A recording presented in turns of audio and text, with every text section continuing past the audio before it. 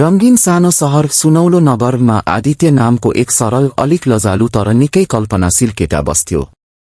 ऊ सधैँ साना साना कुरामा खुसी भेट्थ्यो, बिहानको घाम उड्ने चरा र सबैभन्दा धेरै अनुसा उकै स्कुलकी केटी थिई। ऊ हाँस्दा आदित्यलाई लाग्थ्यो संसारमा रंग थपिन्छ। तर आदित्यको समस्या एउटै थियो, ऊ आफ्ना भावना शब्दमा भन्न सक्दैनथ्यो। हरेक दिन ऊ पार्कमा बसेर अनुसालाई टाढाबाट हेर्थ्यो। कहिले ऊ साथीहरूसँग हाँस्दै हिँड्थी, कहिले किताब पढ्दै बेन्चमा बस्थी। आदित्यको मनभित्र साना एनिमेटेड भावनाहरू कुद्थे, साहस, डर, आशा र प्रेम।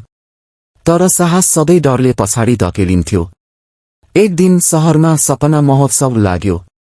सबैले आफ्ना भावना कला, गीत वा कुनै अनौठो तरिकाले देखाउने दिन। आदित्यले निर्णय गर्यो, अब भाग्दिन। ऊ रातभर बस्यो र सानो उड्ने कागजी लालटिन बनायो।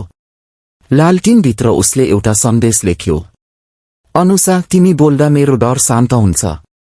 तिमी हाँस्दा मेरो संसार उज्यालो हुन्छ। महोत्सवको साँझ आकाश रंगीन बत्तीले भरियो। आदित्य काप्दै अनुसा सामु पुग्यो। शब्द निस्केनन्, तर उसले लालटिन थमायो। अनुसाले पढी। केही सेकेन्ड शान्ति छायो। आदित्यको मुटु ढुकढुक गर्दै थियो। त्यसपछि अनुसा मुस्कुराई। त्यो मुस्कान फेसर फिल्मको अन्तिम दृश्य जस्तै उज्यालो थियो। ऊ भनी, म पनि तिमीलाई हरेक दिन देखेर खुसी हुन्छु। लालटिन आकाशमा उड्यो। रंगीन प्रकाशले दुवैलाई घेयो। आदित्यले बुझ्यो, प्रेम भनेको पर्फेक्ट शब्द होइन, साँचो भावना र सानो साहस हो।